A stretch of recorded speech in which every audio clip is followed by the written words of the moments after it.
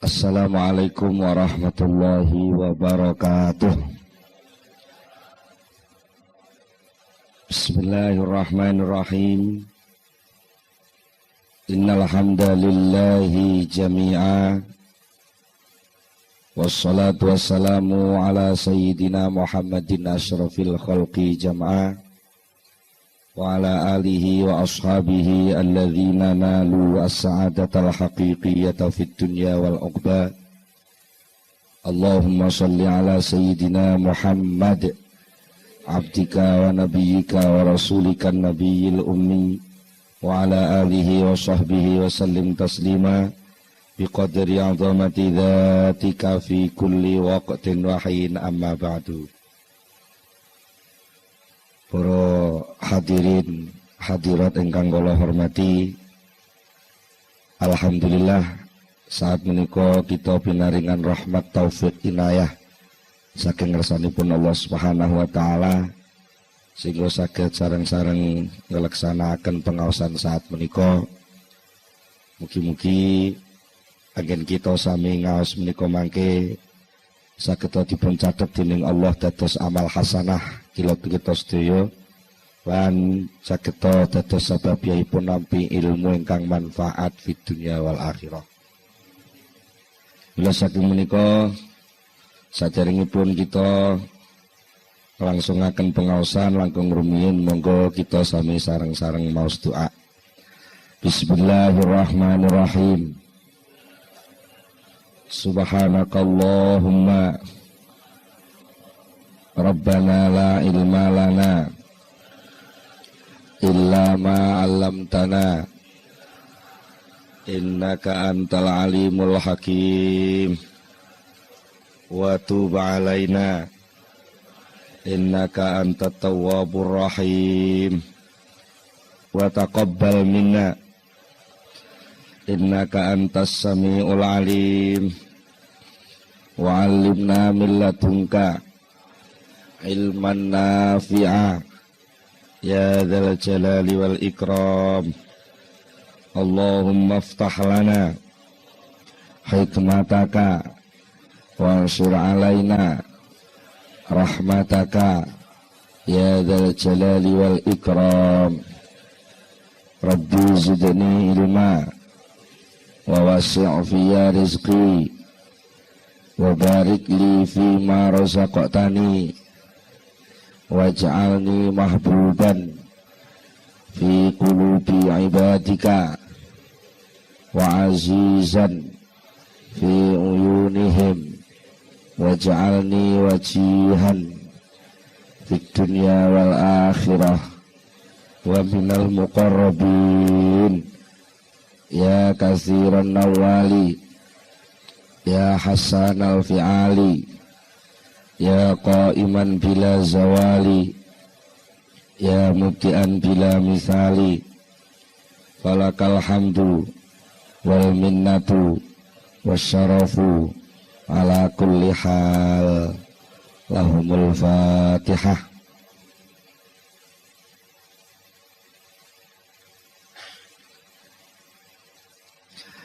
Para hadirin, para rawuh sedaya,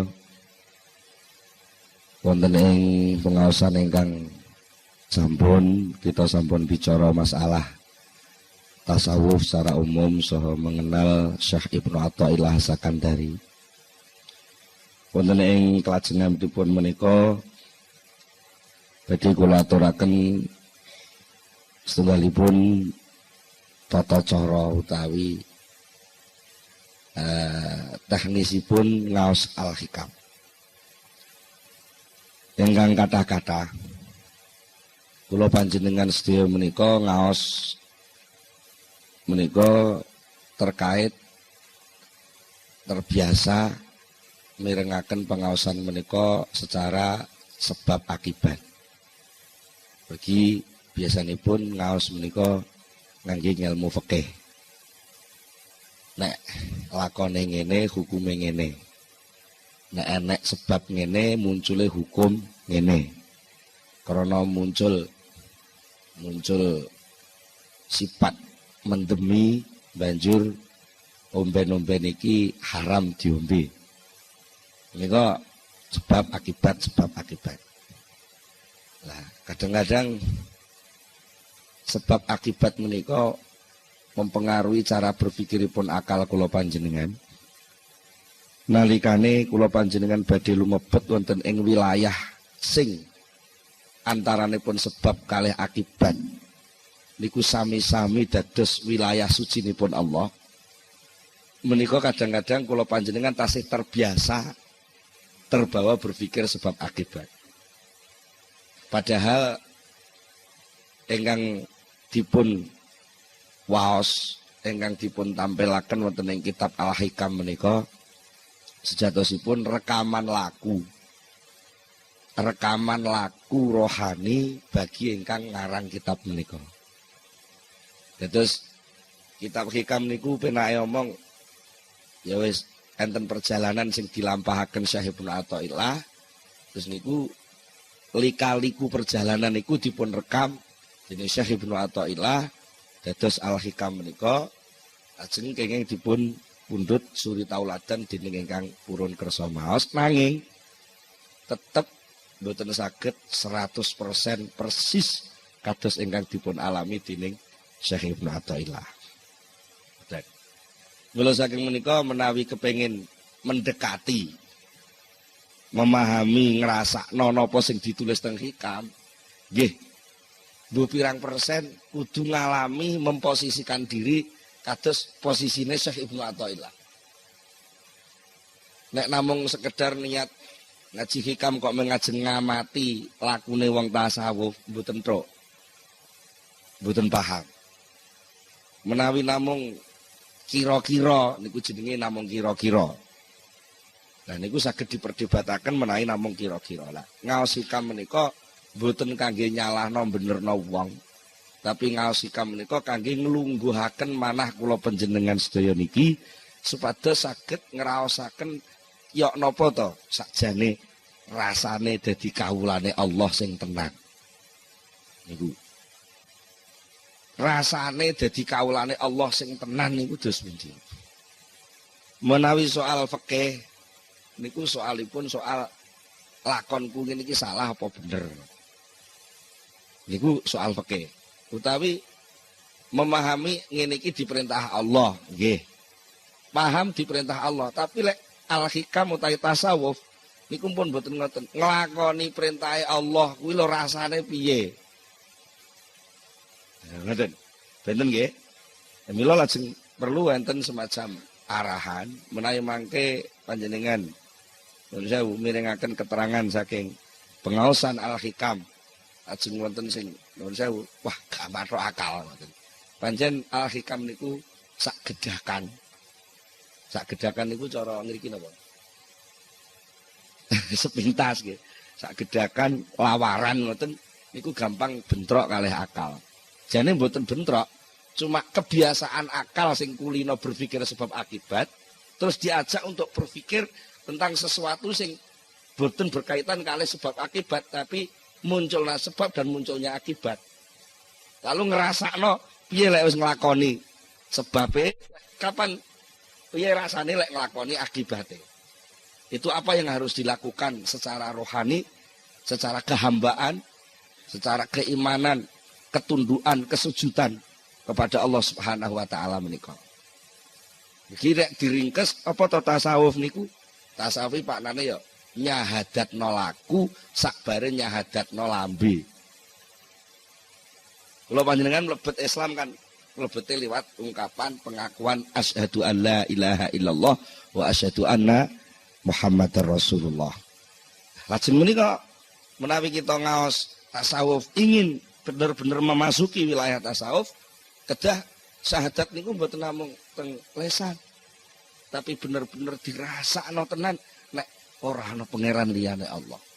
Bener-bener nglenggono lungguh tenan lek lakon contoh tumindak sing bener niku lakon contoh tumindake Rasulullah. Di cara wong nuwun sewu disuguhi niku mboten namung dibicara. Iki kula disuguhi toya pethak. Mboten namung dibicara apa air putih itu untuk apa, dari mana asalnya air putih, sekarang ini air putih tampil berapa gelas. Mengapa harus itu? Niku lak meng dadi ilmu. Jadi tahu, Cok. Maka apa? Tasawuf al-hikam berusaha untuk mengajak orang, mengajak murid-muridnya, mengajak kelompoknya untuk ngombe. Ya kayak ngerti nuwun sewu. Alhamdulillah. Roh rasane banyu putih. Lah jenengan kan namung ngertos lek kula minum. Nggih to? Tapi jenengan lagi panggah nolak. Nggih to nggih. Panggah nolak. Bisane roh rasane banyu putih sing kula ombe niki. Jenengan ki kudu melok nglakoni ngangkat gelas, nemplekno pucuk gelas, didokne teng lambe, disedot kaya kula leh nyedot nyeruput. Mengke nggih dilaksanakne tenan rasane. Mergi padha-padha ngangkat, kok kaduan wong ngamati sami. Jenengan pamane nggih ngangkat gelas, kula ngangkat gelas. Tapi bangsa nemplek lambe, jenengan sebul, kula nyedot. Niku nggih pun benten. Mulane ngaji tasawuf kadang-kadang enten sing model nyebul, enten sing model nyedot. Lek ngaji hikam, ngaji tasawuf kok nyebul, arep dienggo ngomentari wong liya, nggih ngamati napa sing didelok. Dari pelaku tasawuf niku jenenge ngaji kitab hikam arep nyebul, mboten roh rasane.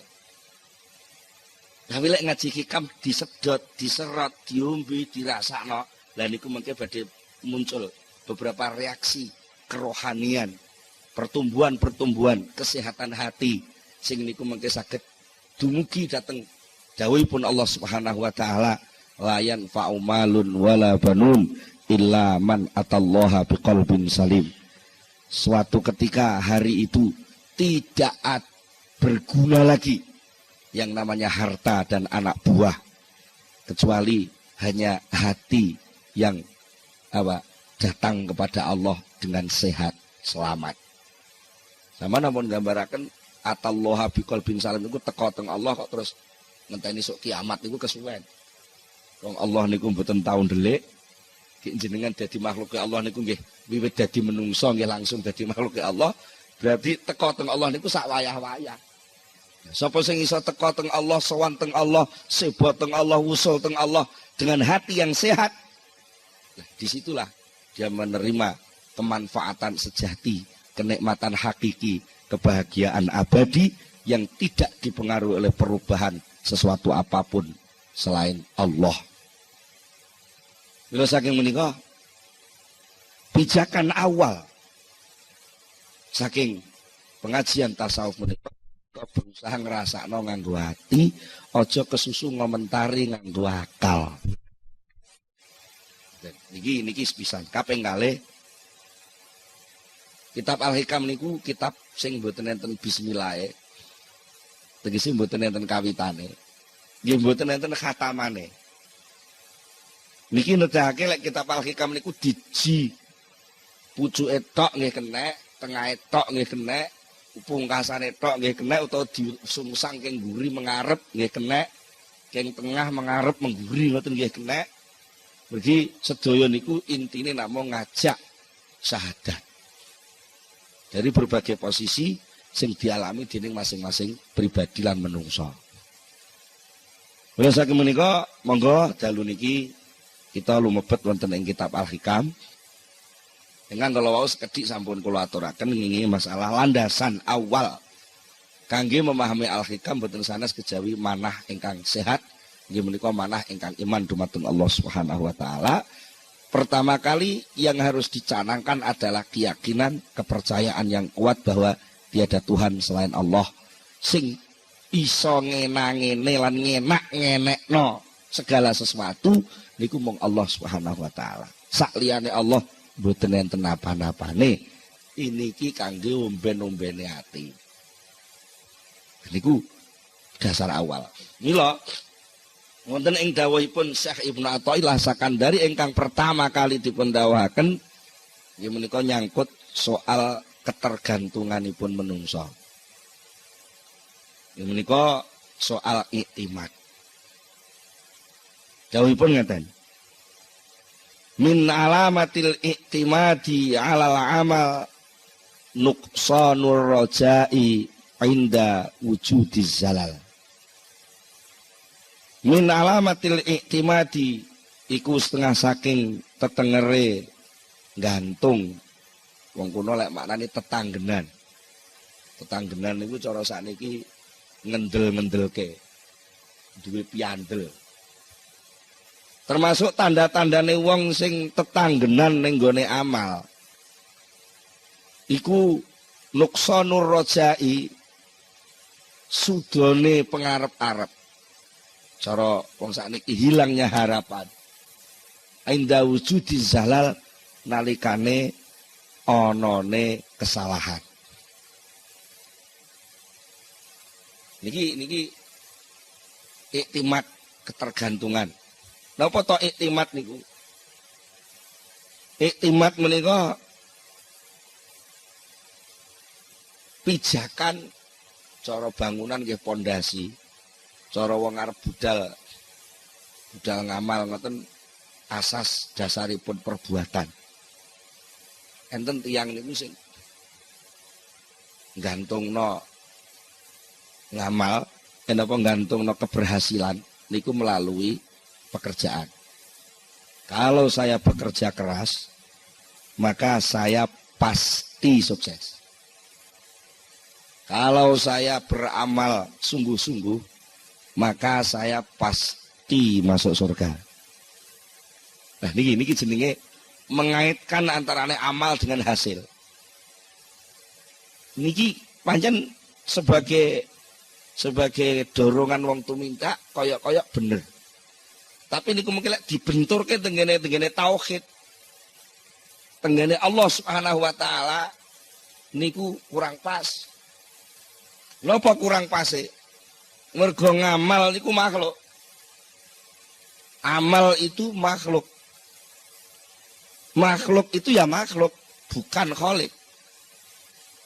Karena bukan kholik, amal itu tidak bisa berbuat apa-apa dan tidak bisa membekaskan apa-apa, tidak bisa memunculkan apa-apa.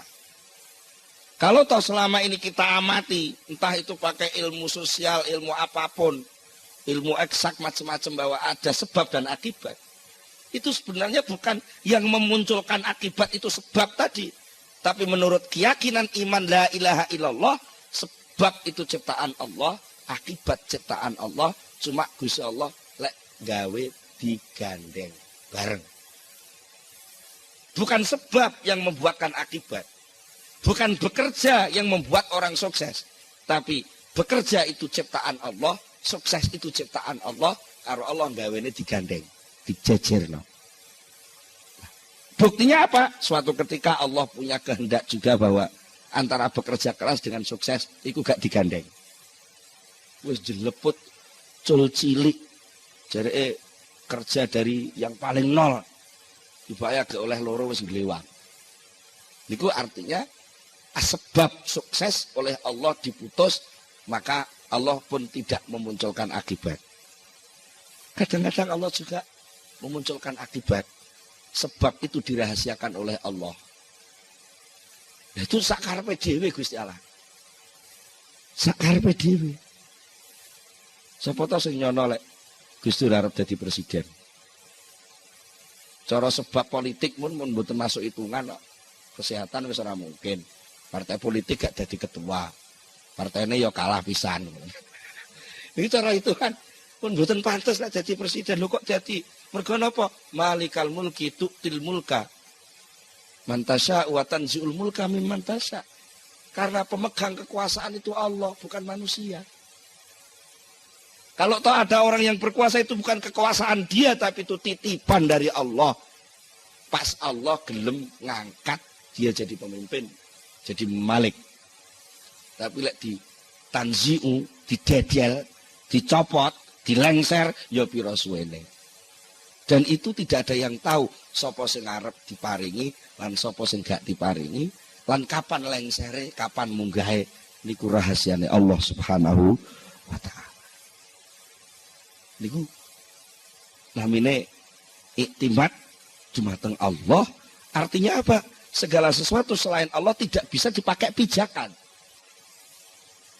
Kalau kita tertipu dengan sesuatu selain Allah dipakai pedoman, sementara segala sesuatu yang selain Allah itu berubah-ubah, maka pedoman kita pun akan berubah-ubah sejumlah barang yang kita pakai pedoman itu. Sehingga muncul yang namanya teori relativitas. Iku maknane apa? Ora kena dienggo ancik-ancik. Wong dene relatif kok. Sing pasti namung Allah. Saliyane Allah mboten enten sing mesti. Mula sangka niku nek kowe kepengin gantungno segala sesuatu, nyagerno. Cara wong Jawa Tengah nyagerno. Cara wong mriki napa jagakno. Kowe kepengin jagerno sesuatu, jagakno sesuatu, aja ning liyane Allah, jagakno sesuatu langsung kepada Allah. Termasuk liyane Allah kuwi ngamal. Ngoten. Termasuk liyane Allah niku napa? Ngamal. Lah nek enek-enek wong gantungno amal, maka dia akan terombang-ambing oleh amal itu sendiri.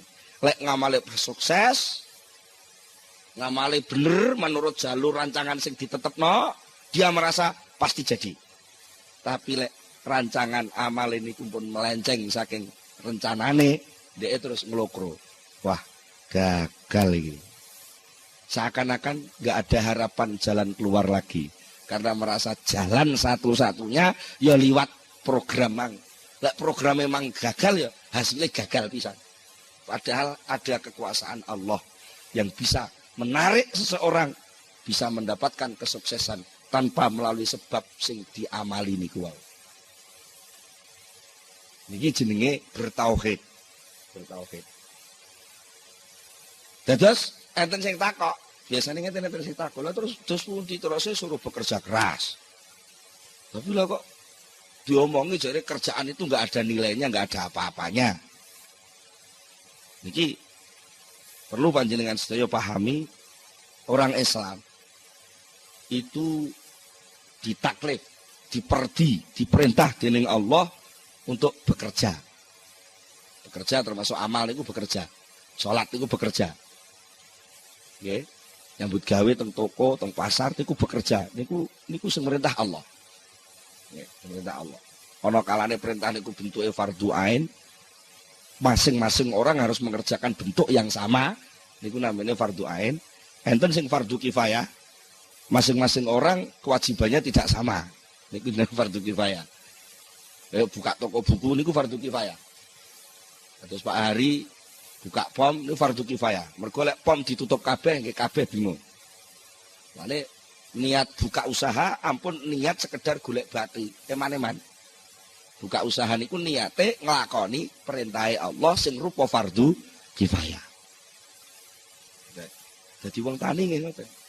Dadi wong tani niku buka lakon pertanian kok niat ingsun nglakoni fardhu kifayah. Niku jenenge amal al-matlub. Pekerjaan yang diperintahkan, dituntut oleh Allah kepada hamba yang namanya manusia. Ketika hamba itu dituntut mau melaksanakan pekerjaan, dia diridhoi, didemeni, disayangi, dimaremi Allah Subhanahu wa ta'ala. Sementara pada saat yang sama juga dia dituntut, diperintah oleh Allah untuk tidak menggantungkan keberhasilan amal itu kepada amalnya.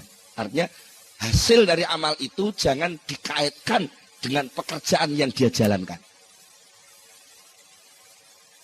Wangel nggih? Angel. Napa kok angel? Mergo latihane cul cilik gak ngono. Latihane cul cilik iji SD mau wis dituding-tuding. Kowe lek gak gelem sekolah gak iso urip kowe. Kadung dingonokne. Gene niku pun mancep cul cilik. Sampai dadi nganten mon mbek maratuane dituturi. Wong wis duwe bojo kudu usaha. Lah ora usaha bojomu merepakani apa? Lali lek enten jenenge takdir pandum keng Allah niku lah. Soal kebutuhan mangan, kebutuhan hidup, soal sukses dan tidak sukses niku sing ngedum Gusti Allah. Soal kerja sing merintah Gusti Allah. Apa bedane? Pandum karo perintah beda. Lek pandum niku sing ngerjakne Allah. Lek perintah sing ngerjakne kawulane. Beda banget to. Tebe. Lah krana pandum niku pekerjaane Allah, urusane ki Allah sing ngurusi. Kapan tekane, nganggo cara apa suksese, liwat ndi sukses iku teka. Angge ngoten ta nggih. Panjenengan piyambak kadang duwe rancangan wis mening-mening wis pokoke mesti go. Ngoten. Tibake teko mbepok gagal. Kadang-kadang wis diputusne gagal aku oleh urip iki kene. Gagal rencanane wis tibake dadakan moro enek wong mara. Lah ki perkara arep lunga ngoten mawon. Menungso niku sering kecelek kok. Sering kecelek nggih. Wis gak iso budal aku. Gak iso. Keri-keri moro enek kancane teko saya budal. Niku lagi di luar rencanane menungso. Lan niku dadi gitu. Dadi. Lah nek ngono tengok-tengok ae ora usah usaha, jenenge wong purek. Purek terus mesti purek, wong diperintah ora budal lak purek. Mergo napa dianggep budale niku ora enek gunane lho, soal guna gak guna sing mutusi duduk kowe. Guna gak guna sing mutusi Gusti Allah. Napa anggit sampean salat niku enek gunane? Cobi sampean pikir, salat niku enek gunane? Wong mek jengkang-jengking, ngambusi lemah, ngubling ngoten niku. Nuwun sewu niki. Sampeyan pikir napa ngono ku enek gunane? Mboten enten to cara akal lho nggih, pandangan akal. Apa yang bisa tumbuh dari pekerjaan salat? Enggak ada apa-apanya. Enggak ada apa-apanya. Tapi mengapa itu diperintah? Ya urusannya sing merintah. Dan aku diperintahkan ngubling kok manut, ya manute kuwi jane sing dadi soal. Manute kuwi lho. Lah nek kowe nganggo teori mengapa sholat itu diperintah? Karena sholat itu kalau dilaksanakan bisa menyehatkan diri lahir batin. Dosa wis salat tenan, dibaya awake malah lara. Oh, lek ngono salat iki ora iso nyehatno wong. Lah akhirnya terus curiga karo perintah Allah. Lah Gusti Allah dicurigai ku kawula cap apa nyurigai Gusti Allah. Di sini. Maka kita mengerjakan segala sesuatu ya mengerjakne tok. Ya nikmatilah pangkatmu sebagai pekerja.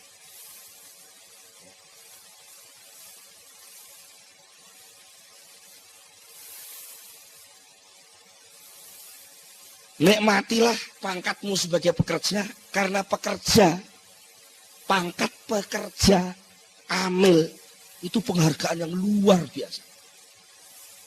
Jadi, bukti nih, enak uang di PHK muring-muring. Gitu, krisis-krisis gila nih kok, uang lak kata sing di PHK, di PHK kok malah muring-muring. Mestinya ya di PHK ki beneran tau orang duwe beban lah. Mengapa marah-marah? Karena orang tidak bekerja itu enggak punya nilai. Kalau dia masih disuruh kerja, maknanya dia masih dihargai. Enek kawula kok diperintah bendarane, iku maknane ijik diinstruksikan. Berarti ijik dicatet dadi punggawane bendara. Lah kok enek wong kawula diperintah ora budal. Iki jenenge piyambake tidak mensyukuri kedudukan dia sebagai hamba Allah. Akhirnya apa? Bekerja itu nikmat. Jadi lek enek wong nuduh wong ahli tasawuf itu wong lumuh, wong males, itu salah pengamatan. Utawa mungkin sing diamati dudu wong tasawuf. Nggih. Lek wong sing ahli tasawuf sing asli bekerja itu ibadah. Entah kerja bentuk sholat atau kerja bentuk macul, kedua-duanya ibadah. Sama, wong ku ya perintah. Ya cuma salah mawon to, nalika macul gak maca syahadat dadi rumangsane gak ngibadah. Rumangsane wong macul iku mek olah alik lemah terus engko oleh panen iku kekku. Ya salah besar itu. Mergo napa? Kedudukan hamba, kedudukan abdi itu tidak bisa lepas.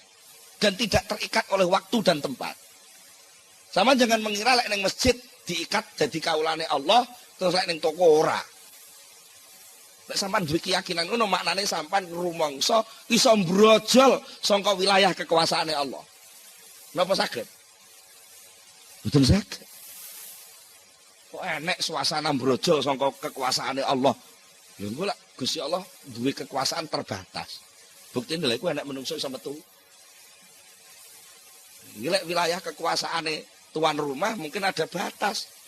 Ini ruang tamu, ini ruang pribadi, ini ruang tengah, ini ruang makan, ada batas-batas. Nek wis metu kok pager jenenge wis duduk wilayahku. Niku lek kula sing kuwasa. Kuasane Allah mboten enten pager. Tak terbatas. Maknane napa? Pangkat kawula sing nemplek teng menungsa. Niku esuk ya kawula, awan ya kawula, bengi kawula, setengah wengi ya kawula, tegese pangkat kawula itu enggak pernah lepas. Sampeyan teng toko ya kawula, teng kantor ya kawula, teng sawah ya kawula, ning masjid ya kawula. Kenapa kok lalu ada keyakinan lek ning masjid kawula tapi lek ning sawah ora kawula? Lah niku akibatnya muncul penganggap seperti itu sehingga merasa bebas ketika keluar dari masjid, ketika merasa bebas keluar dari masjid, merasa enggak ada ikatan, ketika merasa enggak ada ikatan, enggak ada hukum, ketika enggak ada hukum sak karepe dhewe, nalika sak karepe dhewe tabrakan karo kancane. Itu